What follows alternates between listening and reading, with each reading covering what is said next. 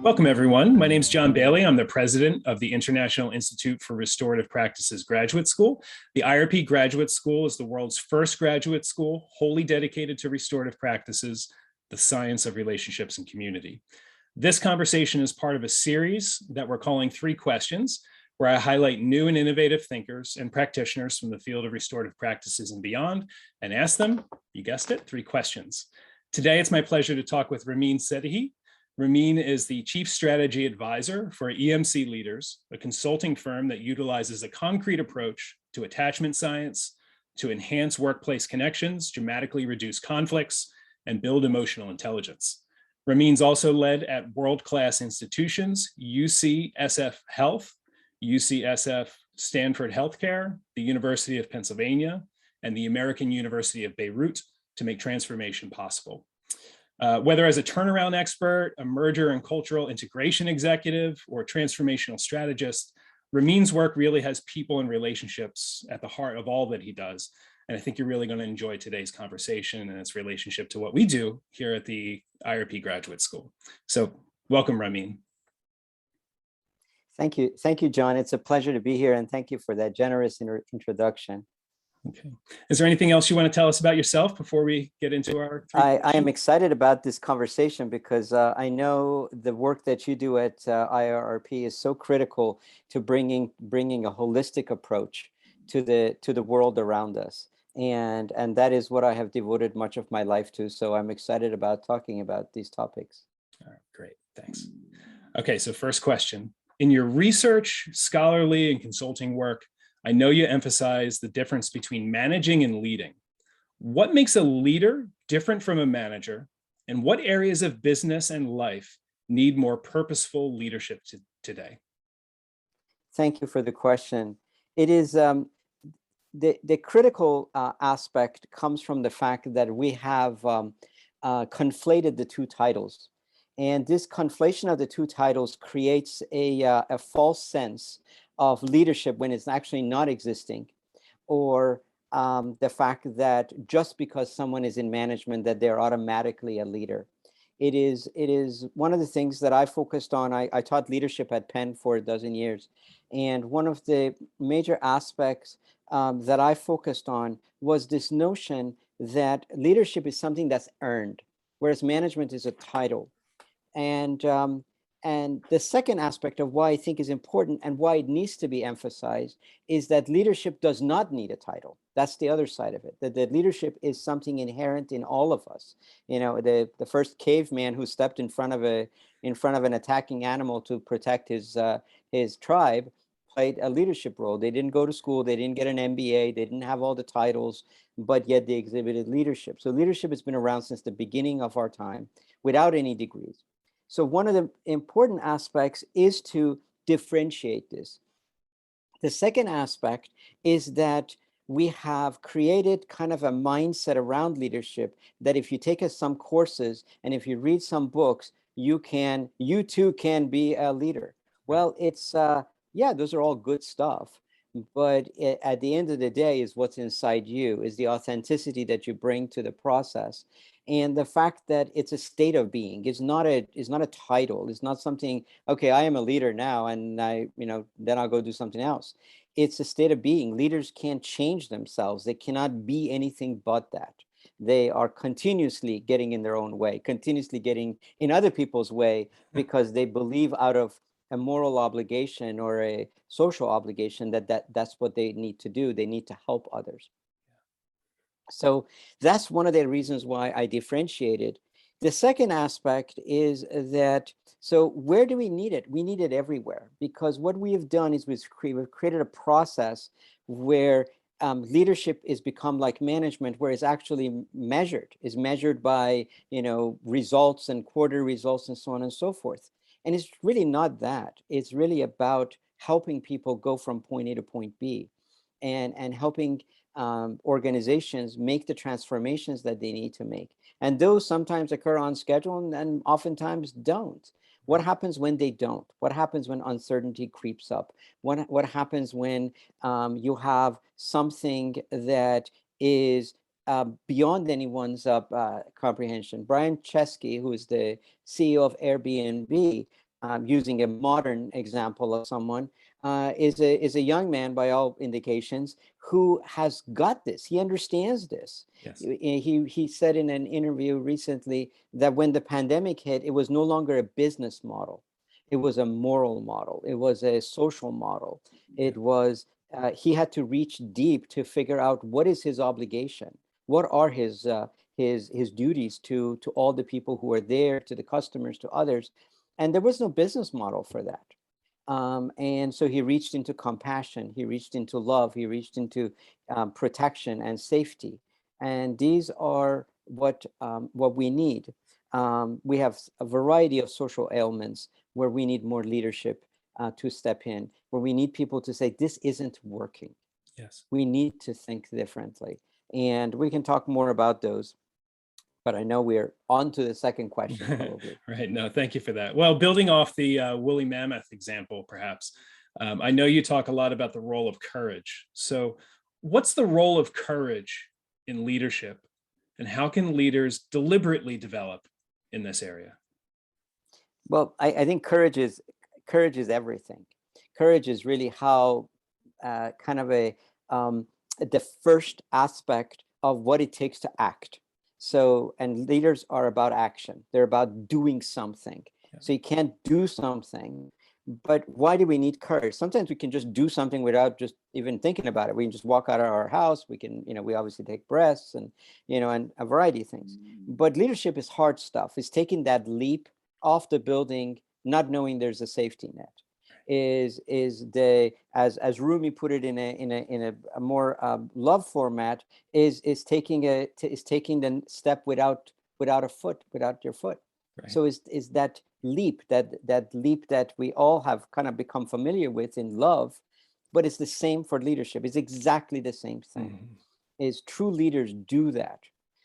But how do we develop courage? I think there's several aspects. I think one aspect is that courage comes from safety, and safety comes from connections. We are, as my colleague and I argue in our book, and we can talk about that later at the end, the emotional connection that we build with each other is what allows us humans to feel safe, to feel as though we have a relationship that we feel important in, that the other person hears us and is part of it, they have our back, and that we are connected.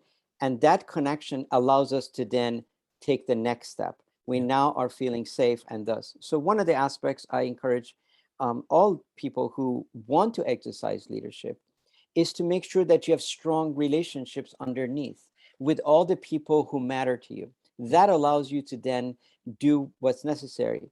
The second aspect of courage, of deliberately building courage, is the notion of the fact that leadership is not a event.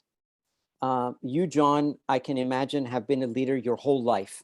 And if you go back and you look at stuff, you'll see that it was made up of 1,000 leadership moments, little moments. It could have been a moment where you were in the playground and some bully came by and you stood up. Or it could have been in a moment where everyone was afraid to go get the ball from the neighbor's house, and you were the one who knocked on the door, got the ball, and came back.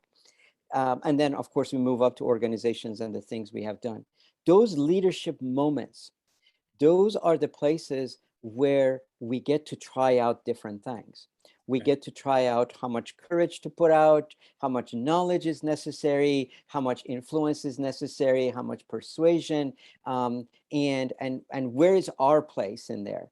Do I take a back seat? Do I take a front seat? Do I just find the talent and let them develop?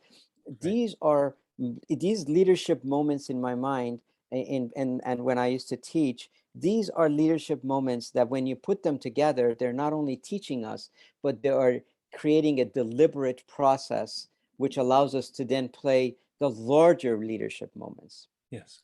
And the third aspect of this courage component comes from the fact that we need to step back and we need to let others lead so that they can develop courage, because our overall goal as leaders is not about ourselves, is about others. So that group courage, that courage that comes from anyone in the team being able to step forward and say, I'm going to carry the ball forward. One of my LinkedIn posts that got the most number of views, I guess this is a popularity contest these days, was one where it talks about geese, the flying geese. And the flying geese are in a V pattern, but that front bird switches all the time to other birds. Every Yep. bird takes their turn. And there's trust in that group. There is a notion that we're going to follow this person, but that person steps back when they're tired. So part of that courage comes from building group courage. Yeah. That's sort of the third aspect of this. Well, I love that idea of building group courage. That's a great analogy as well with the flock. I guess really based on that too, in your consulting work, what's helped organizations move away from, I know what you've called a fear-based model of leadership. And I think courage a lot is about being able to confront and move toward fear, toward a connection-based style or a model of leadership. I think the most important aspect is to realize that there's a word that came to popularity through the work of Marty Seligman, flourishing. And Marty was one of the very first psychologists to say that human flourishing is actually something we all ought to be doing. Not just some people do, but we all ought to be doing. And that is something that is inherent to us. I would say that organizational thriving, which is the kind of the equivalent of that, is part of how we can move away from the fear-based, because fear-based is survival, right? Yep. When we want to survive, we survive out of our fear of something bad happening. Whereas thriving is based on courage, is a courage-based activity, is a connection-based activity. We thrive when we're connected with the people who we care about and who we depend on. We thrive when we have the courage as basis of what we're doing. So I think that's the basis. Now, how can organizations do this? Well, I think a couple of things. One is that the notion of complexity is become either a common word in our language, which we think just because something is hard to understand is complex, we call it complex. Right. But complexity is really the notion of issues that do not have an answer, or at least have an answer, that they require intervention. They require a mindset that says, I don't know the answer, no one knows the answer, and we're going to collectively figure out what our role, in your case, IIRP, what is our role in a social phenomena that we would like to affect, yes, which is what you guys are doing. Right. So when you recognize complexity, you immediately recognize all the systems in place. And so the systems are in place, allow you to then see that, oh, it's not just one lever that I need to move.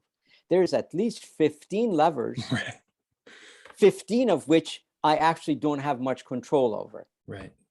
And there's probably even more levers I can't see, more systems. So recognizing complexity allows us to recognize systems. When we recognize systems, it's then that we recognize that a courage-based, a thriving mindset allows us to then actually approach this with an open mind and with open eyes, as opposed to people who come in and say, we're going to do this, we're going to do this, we're going to do this because next quarter we have to hit these targets. And that to me is kind of what's missing, what we could do more of. And I think more conversations about complexity and systems is very, very healthy for our organizations, and is how leaders think anyway. That's how they're different from managers. Right. So going back to the very beginning, leaders think in complexity. Managers think in complicated and simple because they want to go from point A to point B, right, and do it in the most efficient manner. Whereas the leader doesn't even know where point B is. Where is point B? I don't know where point B is. We're gonna go somewhere. We're gonna move with our dreams. Our dreams take us there. So that's where we're at. Brilliant. I love that. Where can people go, or how can people learn more about your work? And please tell us about your book as well.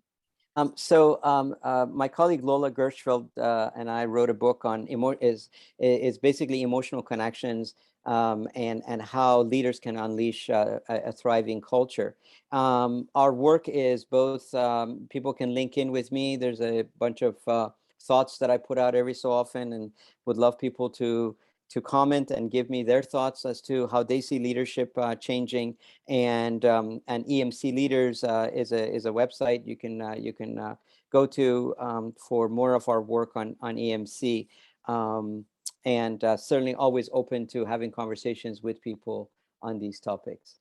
All right, excellent. Well, one of the favorite things I know about that I have about how you approach your work, and it's very similar to the work of my colleagues here at IIRP, is, talking about things like approaching fear and having courage of, that there are things that you can actually learn to be better at, with deliberate practice and sacrifice and effort. And I know you have that very same kind of developmental approach to people, which, is very affirming. So thank you for your time today. It's a great conversation, and I look forward to talking to you again.